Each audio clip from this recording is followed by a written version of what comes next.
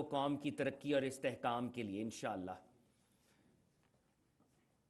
جو سکلز یہ سیکھیں گے ان کو اپنے اپنے شعبہ زندگی کے اندر یہ امپلیمنٹ کریں گے. یہ برائٹ فیوچر ہے پاکستان کا.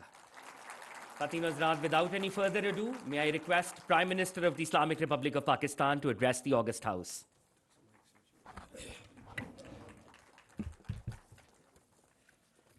بسم اللہ الرحمن الرحیم.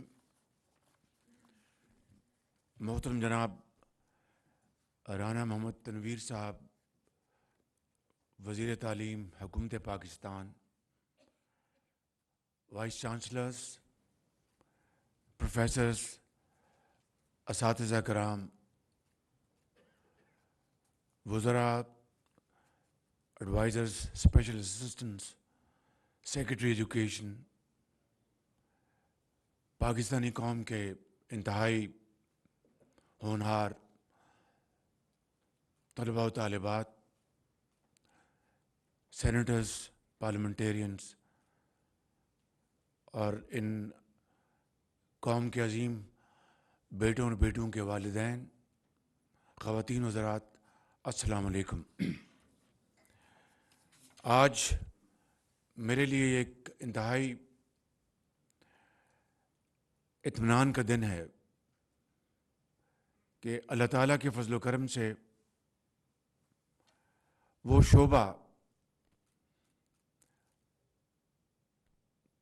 جس کے ذریعے دنیا میں رینگتی ہوئی قومیں اوج ثریہ پر پہنچی, اسی شعبے کو آگے بڑھانے کے لیے آج مجھے یہاں پر آنے کا موقع ملا ہے. اور بغیر کسی خود نمائی کے میں یہ کہنا چاہتا ہوں کہ میں نے اس سفر کا آغاز 2008 میں پنجاب سے شروع کیا. جب میں غریب الوطنی کے دن گزار رہا تھا تو ایک دن لندن میں میری ملاقات ڈاکٹر امجد ثاقب سے ہوئی. یہ 2003-04 کی بات ہے, جب ایک موذی بیماری سے اللہ تعالیٰ نے مجھے نجات دلائی. اس کا جتنا بھی شکر ادا کروں کم ہے. تو ڈاکٹر امجد ثاقب میرے ساتھ پنجاب میں 1997 میں انہوں نے میرے ساتھ کام کیا تھا. تو ان سے میں نے ملاقات کی اور تعلیم کے اوپر گفتگو کی. تو مجھے تو نہیں پتا تھا کہ مجھے دوبارہ کبھی موقع ملے گا خدمت کا, یہ تو اللہ تعالیٰ کے ہاتھ میں تھا. تو انہوں نے گفتگو میں ایک انڈاؤمنٹ فنڈ کی بات کی. چنانچہ 2008 میں جو ہی ہمیں اللہ تعالیٰ نے موقع دیا تو میرے لیڈر نواز شریف کی لیڈرشپ میں پنجاب میں پنجاب ایجوکیشن انڈاؤمنٹ فنڈ کا قیام عمل میں لایا گیا پہلے سال میں. اور 2 ارب اس زمانے میں انڈاؤمنٹ فنڈ کے لیے مختص کیے گئے, جو کہ 22 ارب روپے بن گئے. اور 22 ارب روپے کی جو آمدن تھی اس سے کچھ 4,50,000 بچوں اور بچیوں کو تعلیمی وظائف دیے گئے. اور میں جانتا ہوں اس زمانے میں غریب ترین گھرانوں سے ان کا تعلق تھا, لیکن وہ انتہائی ذہین, انتہائی قابل اور محنتی وہ بچے تھے. آج اللہ تعالیٰ کے فضل و کرم سے ان میں سے ہزاروں ڈاکٹرز بنے, ہزاروں انجینئرز بنے اور وہ عظیم قوم کے معمار بن چکے ہیں. اس سے بڑی نعمت اور اس سے بڑی خدمت قوم کی کوئی اور ہو نہیں سکتی. میں نے اس زمانے میں میری خواہش تھی کہ میں 2 ارب کا جو سالانہ جو انڈاؤمنٹ جو فنڈ ہے جو جاتا تھا وہاں پہ اس کے اکاؤنٹ میں, تاکہ اس کی سالانہ آمدن سے بچوں کے وظائف ان کو دیے جائیں. میں نے بڑی کوشش کی کہ میں اس کو 2 ارب سے بڑھا کر 5 ارب کر دوں سالانہ یا اس سے زیادہ. میرے جو رفقا تھے سیاسی وہ بھی اس سے متفق تھے اور جو سرکاری افسران وہ بھی اس سے مکمل طور پر متفق تھے، لیکن کچھ ایسے حالات بنتے تھے یا بنائے جاتے تھے کہ تعلیم کے اس انڈاؤمنٹ فنڈ کو میں بڑھانے میں ہر سال کوشش کرتا تھا، لیکن کچھ ایفرٹ ادھوری رہ جاتی تھی۔ میں آپ کو آج آپ کی خدمت میں عرض کرنا چاہتا ہوں کہ یہ سفر تا قیامت ادھورا رہے گا اگر ہم نے ممکنہ حد تک جو اپنے مالی وسائل ہیں وہ ان قوم کے کروڑوں بچوں اور بچیوں کی خدمت میں نچھاور نہ کیے قدموں میں، یہ سفر ادھورا رہے گا۔ آج 14 ارب روپے کا جو اب مالی سال شروع ہوا ہے اس میں 14 ارب روپے دکھائے گئے جو کہ اگلے 4 سالوں میں یہ انڈاؤمنٹ فنڈ میں جائیں گے۔ یہ آٹے میں نمک کے برابر ہے۔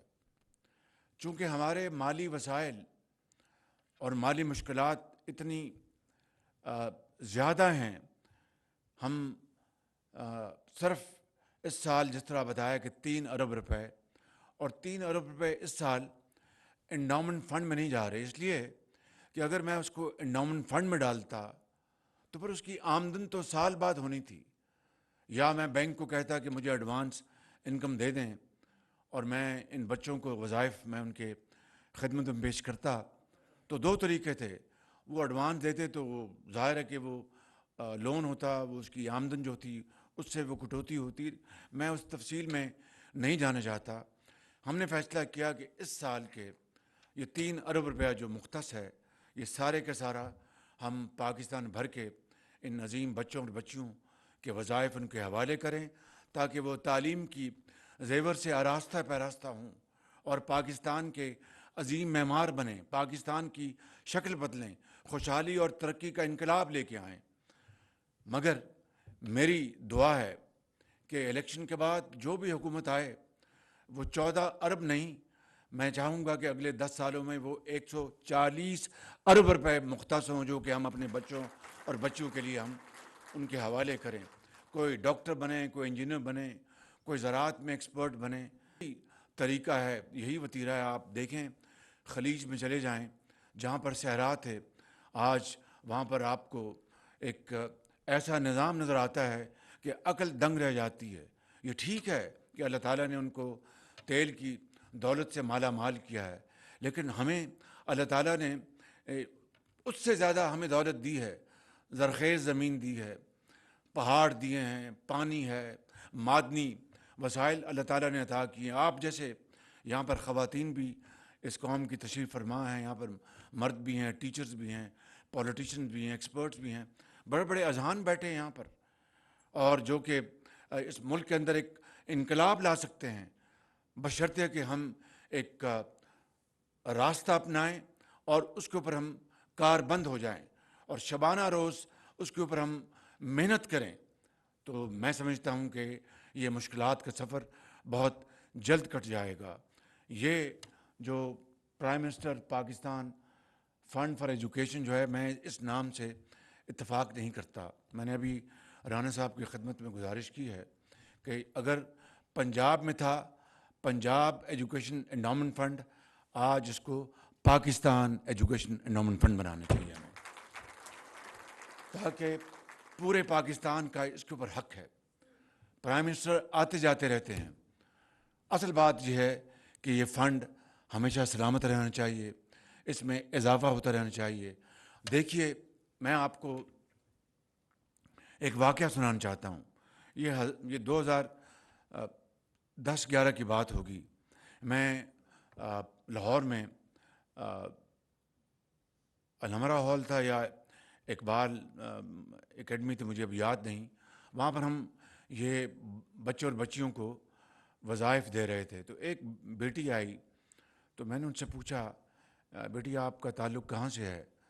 تو کہنے لگی کہ میں چکوال سے میرا تعلق ہے۔ تو میں نے کہا کہ آپ کے والد کیا کرتے ہیں؟ ان کا کہ وہ ان کا سایہ اٹھ چکا ہے۔ میں نے کہا والدہ آپ کی؟ کہ وہ بھی دنیا میں نہیں ہیں۔ تو میں نے کہا پھر کتنے بہن بھائی ہیں؟ وہ کہنے لگی کہ بڑا اس نے ضبط سے کام لیا. اس کی آنکھوں میں آنسو تھے لیکن بڑے اس نے صبر سے کام لیا.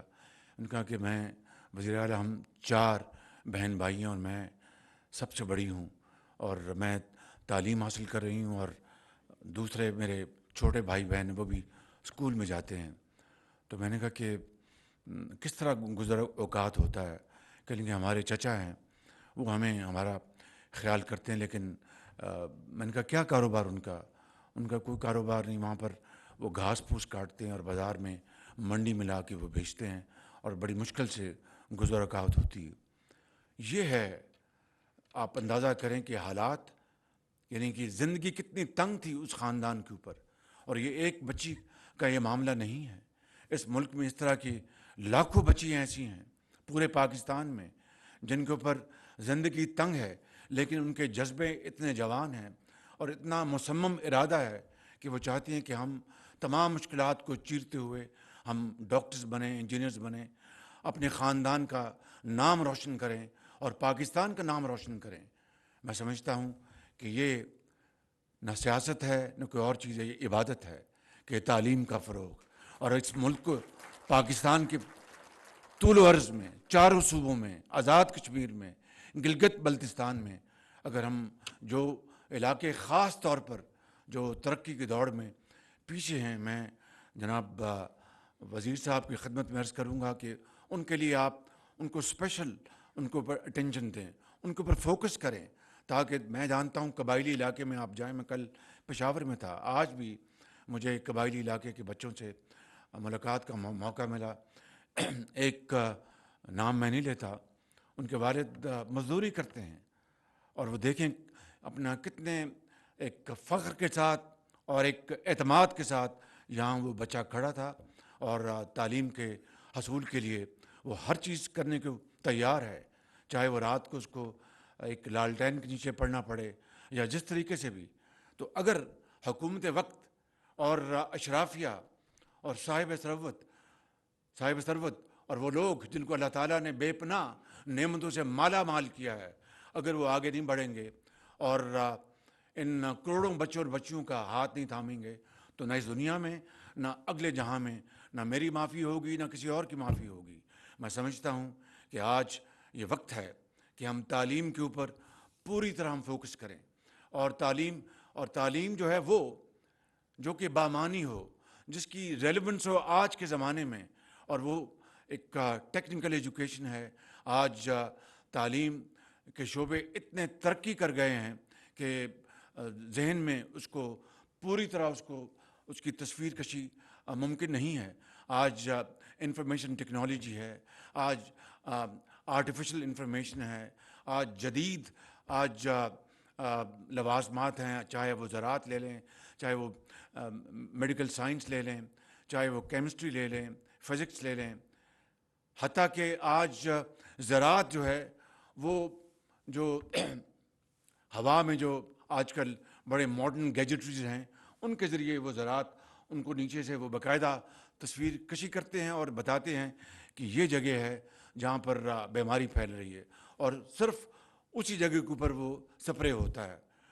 جب یہ آلات نہیں تھے تو وہ سپرے کی قیمت بھی مہنگی اور پورے علاقے میں جو تندرست جو پودے ہیں ان کو بھی تباہ کر دیتے تھے. اسی طریقے سے آج کی جدید زراعت کے آلات بتاتے ہیں کہ فلاں جگہ پانی کی کمی ہے، وہاں پر وہ باقاعدہ میجرڈ وہاں پر پانی وہاں پر دیتے ہیں. تو اس طرح قومیں ترقی کرتی ہیں اور یہی اصول جو ہے وہ زندگی کے ہر شعبے میں یہ عمل پیرا ہے. میں سمجھتا ہوں کہ آج کی اس محفل کے حوالے سے میں یہ آپ کو یقین دلاتا ہوں ہماری حکومت کی مدت 14 اگست کو ختم ہو جائے گی. اس کے بعد جب بھی الیکشن اکتوبر میں نومبر میں جب بھی ہوتے ہیں الیکشن کمیشن نے اس کا اعلان کرنا ہے. میری دعا ہے اور مجھے یقین آپ سب کی دعا ہے کہ جو بھی حکومت آئے عوام کے ووٹوں سے وہ تعلیم کو نمبر 1 پرائیورٹی دے کہ اس کے بغیر اندھیرے رہیں گے، اس کے بغیر ملک آگے نہیں چلے گا. میں اس کے علاوہ رانا صاحب کو یہ گزارش کروں گا کہ ووکیشنل ٹریننگ کے اوپر، اسکل ڈیولپمنٹ کے اوپر آپ بھرپور توجہ دیں اور انہی فنڈ میں سے مزید فنڈ بھی انشاءاللہ جب اللہ تعالیٰ موقع دے گا. آج دعا کریں کہ ورلڈ بینک IMF کی آج میٹنگ ہے بورڈ کی, وہاں پر ہمارا جو IMF کا پروگرام جو ہے وہ آج اپروو ہو جائے. لیکن یہ کوئی میں بار بار یہی لفظ دہراؤں گا کہ یہ لمحہ فخریہ نہیں ہے, یہ لمحہ فکریہ ہے. یہ کوئی بہت شادیانے بجانے والی بات نہیں ہے, یہ سیلف انٹروسپیکشن ہے, خاص طور پر حکومت وقت اور تمام سیاستدانوں کو اور تمام وہ لوگ جن کو اللہ تعالیٰ نے یہ قدرت دی ہے اس ملک کی تقدیر بدلنے کے لیے, چاہے وہ وائس چانسلرز ہیں, چاہے وہ پولیٹیشنز ہیں, چاہے وہ جرنیل ہیں, ججز ہیں, چاہے وہ ٹیچرز ہیں, چاہے وہ انجینئرز ہیں, ڈاکٹرز ہیں, زندگی کے ہر شعبے سے تعلق رکھنے والے لوگ جن کو اللہ تعالیٰ نے ان کی قسمت میں لکھ رکھا ہے کہ وہ اپنی کنٹریبیوشن سے ملک کی تقدیر بدل سکتے ہیں, یہ ان کے لیے آج لمحہ فکریہ ہے. میرے لیے ہے کہ کیا وجہ ہے کہ ہمسایہ ممالک, اور میں ایک دکھی دل سے آپ سے بات کر رہا ہوں کہ ہمسایہ ممالک جو ہیں وہ ہم سے کہیں آگے چلے گئے, اور وہ زمانہ تھا کہ ہم ان کے ساتھ کمپٹیشن میں تھے, مقابلہ کرتے تھے. کل بھی میں نے کسی جگہ کہا کہ ٹیکسٹائل میں پاکستان 80 کی دہائی تک, 90 کی دہائی تک ہم ان سے آگے تھے. 90 کی دہائی میں ہماری جو ہمارا روپیہ ہے اس کی قدر ان سے زیادہ تھی. آج کوئی مقابلہ نہیں ہے, اور یہ ایسی یہ تکلیف ہے کہ رات کو بھی نیند نہیں آتی. لیکن وہ قومیں جب تکلیف آتی ہے, مشکلات آتی ہیں, تو پھر وہ اپنی کمر کستی ہیں اور فیصلہ کرتے ہیں کہ ہم نے حالات کا, مشکلات کا مقابلہ انشاءاللہ کچھ ہو جائے ہم اپنا مقام حاصل کر کے رہیں گے. جرمنی اور جاپان سے بہترین اور زیادہ طاقتور مثال اور ہے کوئی نہیں کہ طاقتور بموں نے ان کو تباہ کر دیا. شہروں کے شہر وہ لقمہ اجل بن گئے. اور دیکھیے جرمنی آج کہاں دوبارہ کھڑا ہو گیا 60-70 سال بعد. آپ اس کو جاپان کو دیکھیں, دوبارہ وہ دونوں ممالک آج دنیا کے ترقی پذیر ممالک میں ان کو شمار ہوتا ہے. پہلا نمبر آج امریکہ کا ہے, دوسرا چین کا ہے, تیسرا جرمنی کا ہے, اور چوتھا جاپان کا ہے. اندازہ کریں کہ ہیروشیما میں اور ناگاساکی میں کروڑوں لوگ تباہ ہو گئے, مر گئے, اور ہر چیز شہر کے شہر they were razed to ground. اور کس طرح وہ دوبارہ انہوں نے فیصلہ کیا کہ نہیں, ہم نے جینا ہے, مرنا نہیں ہے. یہ وہ مثالیں ہیں میں سمجھتا ہوں کہ ہمیں حوصلہ دیتی ہیں. اور انشاءاللہ مجھے اس میں کوئی کہنے میں باک نہیں کہ انشاءاللہ اس قوم میں بڑی توانائی ہے, بڑی ہمت ہے, خدا کی قسم. اور انشاءاللہ مجھے پورا یقین ہے کہ ہم فیصلہ کر لیں, ایک ہو جائیں, اکٹھے ہو جائیں, ایک زبان سے بات کریں, تو پھر انشاءاللہ وہ وقت آئے گا کہ آج جگہ جگہ ہم جا کے پاکستان کو ڈیفالٹ سے بچانے کے لیے ادھار مانگ رہے ہیں, IMF کی منتیں کر رہے ہیں. یہ زندگی بسر کرنے کا یہ طریقہ نہیں ہے.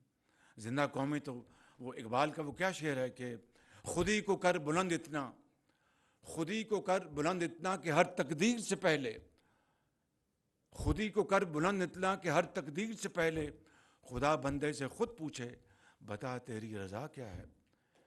لیکن میرے عظیم بزرگوں اور بہنوں, یہ خودی یہ گردن میں سریے والی خودی نہیں ہے. یہ خودی محنت کی ہے, یہ اظہار کی ہے, یہ قربانی کی ہے, یہ ہمت کی ہے, یہ دیانت کی ہے خودی ہے. اور یہ وہ ایک عظیم یہ نقطہ ہے جو حضرت علامہ اقبال نے ہمیں بتایا. اس طرح کے بے شمار انہوں نے جو اشعار کہے ہیں, جیسے کہ خون جو ہے وہ دوڑنا شروع ہو جاتا ہے بڑی تیزی کے ساتھ, کہ کس طرح جو آزادی جو ہے وہ اصل آزادی وہی ہے جو معاشی آزادی ہے. تو میں آپ کا زیادہ وقت نہیں لوں گا. آپ خود ماشاءاللہ بڑے بڑے اپنے تائیں آپ پروفیسرز ہیں, وائس چانسلرز ہیں, ٹیچرز ہیں, بہت انتہائی لائق احترام. میں آپ کی خدمت میں صرف یہی عرض کروں گا کہ حکومت کا فرض ہے کہ ہم ہر طریقے سے ہم اس قوم کے عظیم بچوں اور بچیوں کے لیے جو کچھ بھی ہم کر سکتے ہیں ہم کریں. تو لہٰذا یہ 14 ارب روپے کا بالکل ہم نے تخمینہ یہی بنایا ہے.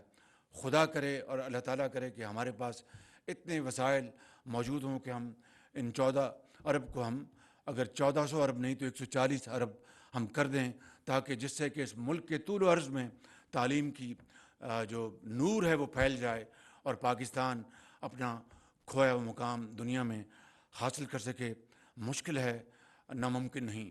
اور چین کی مثال ہمارے سامنے ہے۔ 49 میں چین نے آزادی ان کو ملی، ہم 47 میں ہم نے آزادی کی آنکھ کھولی ہم نے، اور چین کے مقابلے میں 70 میں پاکستان کا جو پر کیپٹا انکم تھا ان سے زیادہ تھا، جی ڈی پی ہماری ان سے زیادہ تھی۔ آج چین کہاں اور ہم کہاں؟ آج چین ہمارا اللہ کا شکر ہے، لاکھ لاکھ شکر ہے کہ ہمارا بہترین دوست ہے۔ اس برے وقت میں جس طرح چین نے ہمارا ہاتھ تھاما، نہ میں ان کا شکریہ ادا کر سکتا ہوں، نہ آپ، نہ پوری قوم۔ انہوں نے ایک دوست بن کر انہوں نے یہ خطرہ ان کو محسوس ہو گیا تھا کہ پاکستان بہت مشکلات میں اور ان کو بہت تنگی ہے۔ انہوں نے ہمیں انہوں نے $5 ارب انہوں نے ہمیں واپس کیا۔ اسی طریقے سے آپ نے دیکھا کہ سعودی عرب نے کل خزانے میں 2 ارب جمع کروایا، $1 ارب انشاءاللہ یو اے سے ایک آدھ دن میں پہنچ جائے گا۔ ہم ان کے بے پناہ شکر گزار ہیں، اور میں ان کا شکریہ نہیں ادا کر سکتا اگر چاہوں بھی، کیونکہ انہوں نے پاکستانی قوم کے لیے جو محبت اور جو عقیدت دکھائی ہے وہ بے مثال ہے۔ لیکن میرے بزرگوں اور میرے بہنوں، یہ زندگی بسر کرنے کا طریقہ نہیں، ہمیں اس کو بدلنا ہوگا، اور اسی طریقے سے بدل سکتے ہیں۔ راستہ یہی ہے تعلیم کا، جس میں زراعت بھی ہے، جس میں سائنس بھی ہے، جس میں ڈیولپمنٹ بھی ہے، ریسرچ بھی ہے، معدنیات۔ اب معدنیات کے اوپر میں آپ بات کروں تو بات بہت لمبی ہو جائے گی، بہت دور تلک چلی جائے گی، لیکن صرف اختصار کے ساتھ کہنا چاہتا ہوں کہ اربوں ڈالر کے معدنیات یہاں پر مدفن ہیں پاکستان میں، مگر بجائے کہ ہم ایکسپورٹ کر کے اور پاکستان کے طول عرض میں خوشحالی کا پیغام لاتے، ہم نے اربوں روپے جو قانونی فیسیں بھری ہیں، ہمارے خلاف جو مقدمے ہوئے باہر یورپ میں یا دوسری ممالک میں، ہم نے اربوں روپے قانونی فیسیں بھری ہیں۔ یہ غریب ملک، قرضوں پر جینے والا، ایک دھیلے کی ہم نے ابھی اس میں سے منافع کے طور پر کوئی چیز نہیں کمائی۔ تو قومیں کبھی اس طرح رہتی ہیں۔ جاپان وہ ملک ہے جو ہر چیز امپورٹ کرتا ہے دنیا میں، کوئی خام مال نہیں وہاں پر۔ جنوبی کوریا ہر چیز امپورٹ کرتا ہے، کوئی خام مال نہیں، لیکن وہ اپنے ذہنوں سے، اپنے نالج سے، اپنی ٹیکنیکل ایکسپرٹیز سے، تجربے سے وہ اس خام مال کو وہ کنورٹ کرتے ہیں فنش پروڈکٹس میں، اور اربہ ڈالر کی وہ ایکسپورٹ کرتے ہیں، ٹریلینز کی ان کی ایکسپورٹس ہے۔ یہ مثالیں ہمارے سامنے ہیں، لیکن 75 سال دیتے آئے، تقریریں کرتے آئے، مرثیے پڑھتے آئے، اشعار پڑھتے آئے، بڑی گرجدار آواز میں۔ ایک چیز کا فقدان رہا، وہ ہے عمل کا۔ نہ یہ نوری ہے نہ ناری ہے، عمل۔ اور عمل کے اوپر ہم آج کاربند ہو جائیں، فیصلہ کر لیں، تو ہماری زندگی بدل جائے گی۔ یہ آنے والی نسلیں ہمیں دعائیں دیں گی، وگرنہ یہ ہمیں بد دعائیں دیں گی۔ میں بڑی بغیر کسی لگی کے یہاں پر بات کرنا چاہتا ہوں کہ یہ سارا کچھ ہمارے ہاتھ میں اللہ تعالیٰ کے فضل و کرم سے۔ ہم اگر تقدیر کو ہم نے بدلنا ہے، خوشحالی کی طرف جانا ہے، تو کوئی رکاوٹ رہ نہیں سکتی۔ اور اگر اسی طرح مجبوری کی حالت میں ہمیں رہنا ہے اور مانگتے رہنا ہے، تو یہ بھی ہمارا اپنا فیصلہ ہے، کسی اور کا فیصلہ نہیں ہے۔ آئیے آج اس عظیم محفل کی حوالے سے ہم یہ فیصلہ کریں اور یہ عہد کریں کہ ہم تعلیم کے شعبے کو ہم اتنی اس کو عروج دیں گے، فروغ دیں گے، تمام مسائل ہم نشاور کریں گے اور پاکستان کو عظیم بنائیں گے۔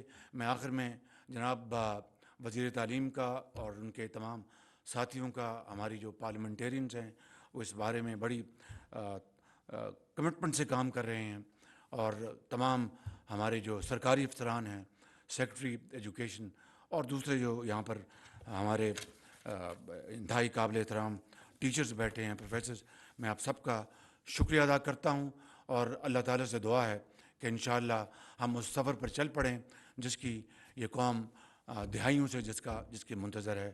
میرے ساتھ نعرہ لگائیں، پاکستان! آواز نہیں ہے، پاکستان! قائد اعظم! بہت شکریہ آپ کا۔ پاکستان ایجوکیشن انڈومنٹ فنڈ اور قومی نصاب میں اصلاحات کے آغاز کی تقریب۔ وزیر اعظم محمد شہباز شریف تقریب سے خطاب کر رہے تھے۔ انہوں نے کہا کہ تعلیم کے ذریعے ہی دنیا نے ترقی کی ہے۔ تعلیم کے فروغ کا آغاز 2008 میں کیا تھا۔ ہمیشہ تعلیمی وظائف کو بڑھانے کی کوشش کرتا رہا ہوں۔ آئندہ جو بھی حکومت آئے تعلیمی وظائف میں اضافہ کرے۔ پاکستان ٹیلی ویژن